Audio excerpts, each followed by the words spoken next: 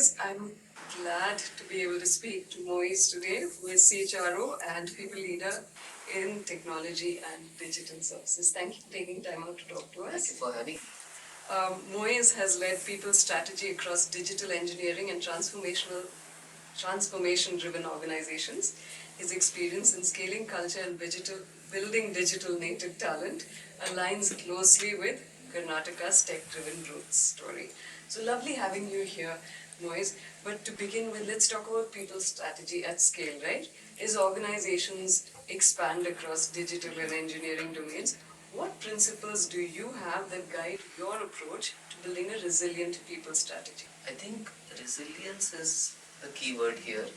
When we talk about the guiding principles, I do have my own guiding principles. Number one is not chasing numbers.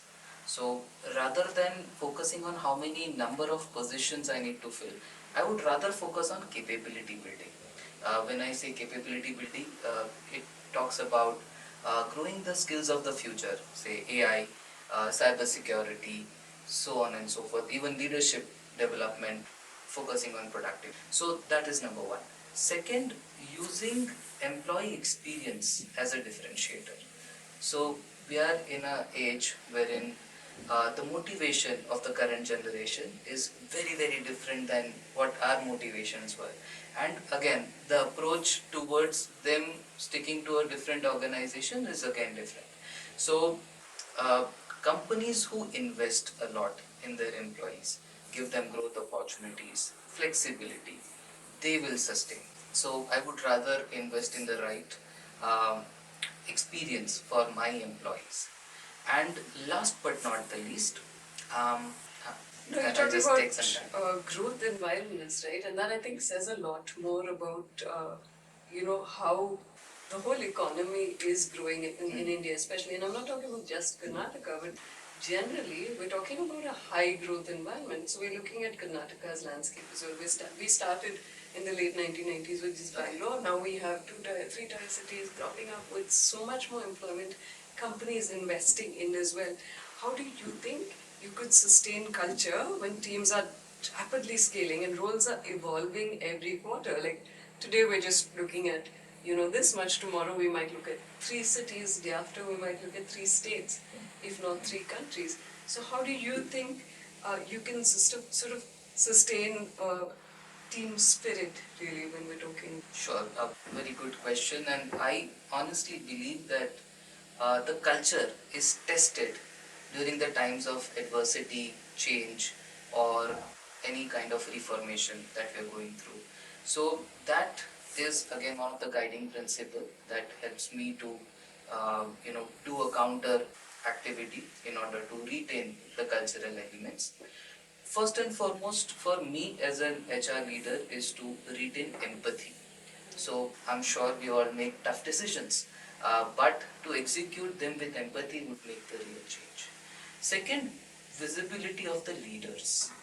Now, if you hide behind boardrooms and are not on the floor listening to the frustrations or maybe queries or questions of your team, then what are you even doing? So it is very imperative for all the leaders to be visible enough, right? And the third thing that I feel is it is communication. So everybody at a leadership level should have a very clear communication explaining what their intent is, what we are going to do. That way the anxiety lessens. So and you can retain the culture. And so much of what you're talking about is something that's being echoed by so many CHROs today. We're talking about empathy, we're talking about being seen, about having clear communication, right? I mean, I'm sure when all of us started, that wasn't really the case. In most companies, they had the cabin doors shut in a lot of, organizations. But I think a lot of digital talent is also important right now. I think, especially when you see a changing workforce, what shifts do you see in the expectations and capabilities of digital native talent when they enter the workforce today? I mean, they're considerably different from the workforce that was coming in, a decade or 2 ago. You're absolutely right. I mean, like I said, the motivation for people choosing an organization, especially of this generation, is very different than ours. So we used to think, how long can I sustain here? Yeah. While the new generation thinks, how quickly can I grow in this organization? So you see, that is how they make decisions, career decisions as well. And I was reading a report by Deloitte, wherein they did a survey in 2005 for millennials and Gen Z, and there are top three priorities which Gen Zs especially consider while making career decisions are in any company which gives them learning and development opportunities, flexibility, and work-life balance. So these are some of the aspects that they usually consider while making career decisions. So times have changed, and I envy the new generation. They are incredibly adaptive, to be honest, because it's a technological disruption right now that we're living in. But they are able to adapt so easily to these changes. And much quicker than any of us, right? Much quicker than us, they're thriving. No, it's like the ad that comes, with a Gen Z batsman coming in. I'm not sure if you've seen it with cricket. So there's this ad, and you have the older cricketers talking about and asking AI, how do we talk to this new Gen Z batsman? And I think so much of that talks about how leadership is evolving as well today, right? So you're talking about it's a leadership in transformation, really. I mean, if we're just talking cricket, there's no way that the same kind of captaincy that we had back in Patodi's time would have worked with A. Dhoni or would work today, right now, with the batsmen who come in. So similarly, what leadership behavior do you think matters the most when you're navigating organizational transformation or restructuring as we see that today, especially with changing workspaces, hybrid, in office, everything keeps changing. What do you think? Again, one thing that has stayed with me, and I've seen a lot of transformations and restructuring throughout my career, that leaders have to be very resilient to change and adaptive to change. If they, adapt easily and they're leading by example, their teams also, follow them. Their anxiety is less. And apart from this, like we discussed, communication is the key. Even if you don't have the answers, and most of the times at a leadership level you don't.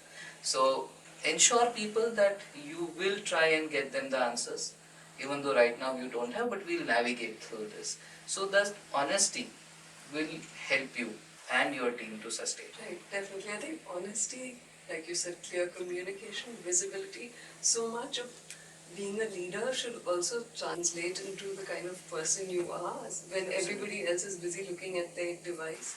To be able to sort of speak is so much more important, right? Yes. Now, Karnataka, for instance, has a huge talent advantage, right? And I think that's always been the case from the 90s when we had ITES services coming in to where we are today. From your vantage point, what makes Karnataka uniquely positioned to become a global talent hub, especially in the case of digital services per se? So I was going through an article published by the Karnataka Digital Economy Mission, and they said right now in Karnataka we have more than 1.5 million students who are employable. We have more than 5,000 IT or ITES, as well as more than 1 million jobs available. So that says that the country is on a hyper growth, and our state, Karnataka, is also on a similar hyper growth right now.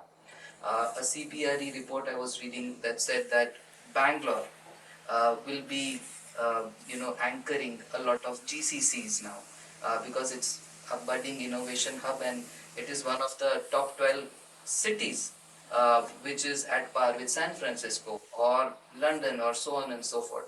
So the possibilities are enormous, to be honest, and this is a good phase to be in because we are on a hyper growth. And apart from this, I also feel that initially, if we talk 10 years back, companies from outside India, they were investing here in Bangalore more as an offshore development center or as a cost benefit. But right now, the times have changed. The investments are mostly on multiple aspects. One, it is an innovation hub, so a lot of product-based companies are investing, and products are scaling from Bangalore to the world. Second, we are also one of the GCC hub. So, you know, it is one of the top 3 cities in India right now, which has the highest number of GCCs. So, a lot of new, opportunities for the current talent that we have, as well as us millennials. Yes, definitely. And I think the fact that talent only keeps growing is what makes this such a fascinating space to be in. Absolutely. It's a good time to be alive. Right. Thank you so much. We'll end on that really happy note. Thank you so for your much. time, Moiz. See you Pleasure soon. talking to you. Thank you. Can we revisit question?